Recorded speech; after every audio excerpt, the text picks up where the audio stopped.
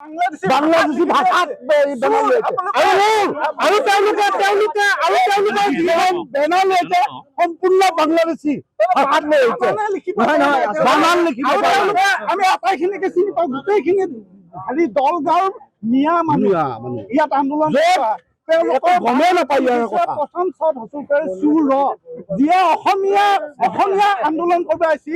শব্দ লিখিব নাজানে তেওঁলোকে আজি মই গৌৰৱ গগৈ যিসকল চামচা পঠাইছে ইয়াত আন্দোলন কৰিব গৌৰৱ গগৈক মই আজি কওঁ তেওঁলোকে প্ৰথম বানান শুদ্ধ কৰিবলৈ শিকাওক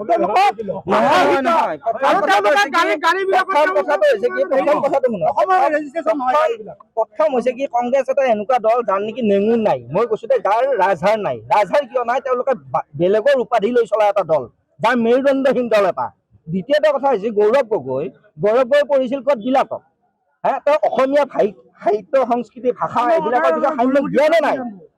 জ্ঞানে নাই তেওঁ বোকা পানী গছকি পোৱা নাই তেওঁ হেৰি কৰি পোৱা নাই আজি হাল বাই পোৱা নাই প্ৰকল্পলৈ হেৰি পঠাইছে মানে মানুহ পঠাইছে যে আন্দোলন কৰিব লাগে তাৰমানে আচলতে কি জানে বিজেপি যে ইমান উত্থান তেওঁলোক আচলতে তাতে জ্বলিছে আজিলৈকে এটা সেনেকুৱা ধৰণৰ ক্লু বিচাৰি পোৱা নাছিলে তেওঁলোকক সুৰক্ষা দিবলৈ ইয়াত আজি আন্দোলন কৰিব আহিছিলে 83 চনৰ 14 ফেব্ৰুৱাৰীত ইন্দিৰা গান্ধী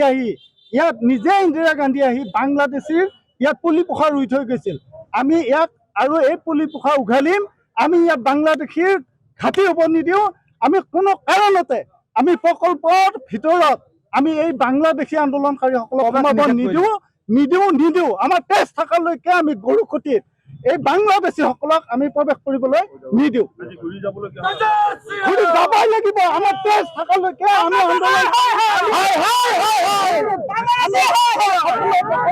বাংলাদেশত সোমাব নিদিওঁ আমি দিনে ৰাতিয়ে পহৰা দিম আমি সচেষ্ট হৈ আছো গৰুখুটি ৰাইজ আমি স্থানীয় যুৱক আমি কিবা খাবলৈ পাইছো নাপাইছো আমাৰ দৰকাৰ নাই অসমৰ স্বাৰ্থত বৃহৎ অসমীয়া যুৱকসকলৰ স্বাৱলম্বনৰ যি ক্ষেত্ৰ ইয়াত বনোৱা হৈছে গৰুখুটিৰ প্ৰকল্প আমি আমাৰ তেজৰ বিনিময়ত আমি ইয়াক ৰক্ষা কৰিম আমি ইয়াতে বাংলাদেশীৰ প্ৰৱেশ নিষিদ্ধ কৰিম আমি ভৰিত হ'বলৈ নিদিওঁ তেওঁলোকে যিটো বিষয় লৈ প্ৰতিবাদ কৰিব আহিছিলে আপোনালোকে প্ৰতিবাদ কৰিব নিদিয়ে অমূলক তেওঁলোকৰ ভিত্তি নাই তেওঁলোকৰ আচলতে লাজ নাই তেওঁলোকে কোনে আন্দোলন কৰিব আহিছে তেওঁলোকে নিজেই নাজানে যিখিনি ঠাইত অবৈধ বাংলাদেশীয়ে থলুৱা মানুহৰ মাটি দখল কৰি তাত খেতি বাতি কৰি আমাক খেদিছিল সেই ঠাইত আজি মাননীয় মুখ্যমন্ত্ৰী মহোদয়ৰ সপোনৰ গৰুখুটি প্ৰকল্প হৈছে আমি তেওঁলোকক বিতৰণ কৰি আমি তাত গৰুখুটি প্ৰকল্প প্ৰতিষ্ঠা কৰিছো চৰকাৰৰ সহযোগত আমাৰ তাত তেজ আছে আৰু আজি যিসকলে আন্দোলনকাৰী আহিছে তাত ভৰি থবলৈ আন্দোলন কৰিবলৈ তেওঁলোকৰ উদ্দেশ্য একো নাই তেওঁলোকৰ উদ্দেশ্য হ'ল কি গৌৰৱ গগৈ মুখ্যমন্ত্ৰী সাজিব লাগে প্ৰকল্পটো বদনাম কৰিব লাগে সেই ঠাই পুনৰ দখল কৰি বাংলাদেশীক তাক প্ৰতিষ্ঠিত কৰিব লাগে যিসকল আন্দোলনকাৰী আহিছে আজি তেওঁলোকে আন্দোলন আচলতে গৰু সন্দৰ্ভত মই কৈছো তেওঁলোকৰ একো সম্যক জ্ঞান নাই গৰুখুটি প্ৰকল্পৰ ওপৰত 300 গৰু অহাৰ আগতে গৰুখুটি প্ৰকল্পত 200ৰো অধিক গিৰ গাই আছিল আৰু 300 গাড়ী অসম কৃষি বিভাগে ইয়াত থব আনিছিল গৌশালাৰ অভাৱত সেই গৰু ইয়াত উভতাই দিয়া হৈছে ইয়াৰ গৰুখুটি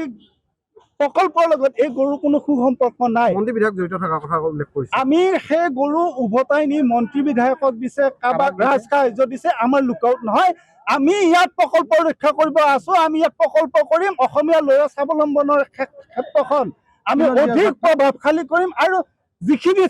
যিখিনি ঠাইত বাংলাদেশীসকলে বাস কৰি আছে এইখিনিও যাতে মুকলি কৰি প্ৰকল্পটো প্ৰসাৰণ কৰিব পাৰি আমি তাকে মুখ্যমন্ত্ৰীৰ লগত সহযোগ কৰি অহা দিনত এই প্ৰকল্প দুগুণ প্ৰসাৰিত কৰিবলৈ আমি মাননীয় মুখ্যমন্ত্ৰী মহোদয়ক আবেদন জনালো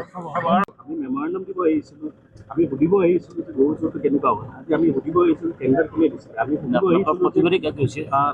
কোনটো পেপাৰত এড দিছিলে সেইখিনি কথাখিনি আমি সুধিব আহিছিলোঁ ইয়াতে ইমান ডাঙৰ কথা নহয় কিন্তু আপোনালোকে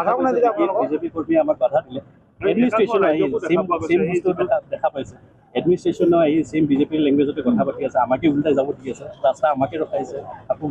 এডমিনিষ্ট্ৰেশ্যনো আহি আমাক কৈ আছে ৰাস্তা খালী কৰিবলৈ এইটো গণতন্ত্ৰৰ এনেকুৱা নহয় এতিয়া আপোনালোকে উভতি যাবলগীয়া হৈছে আমি ডিচি অফিচ গৈ আছো মেমৰেণ্ডামটো ডিচি অফিচত দি আছো আজিটো প্ৰতিবাদ কৰাৰ কথা আছিল আপোনালোকৰ আজি মেমৰেণ্ডাম দিব আহিছিলোঁ না আপোনালোক প্ৰতিবাদী কাৰ্যসূচী আছিল আজি মেমৰেণ্ডাম দিব আহিছিলোঁ মেমৰেণ্ডাম দিবৰ কাৰণে আহিছিলোঁ মেমৰেণ্ডাম যিহেতু গম পাইছে মেমৰেণ্ডাম দিলে ইছ্যুটো আৰু ডাঙৰ হ'ব সেইকাৰণে গোটেই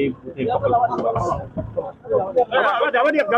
যিকোনো খবৰৰ বাবে যোগাযোগ কৰক 7099017330 লগতে 7099017110 নম্বৰত।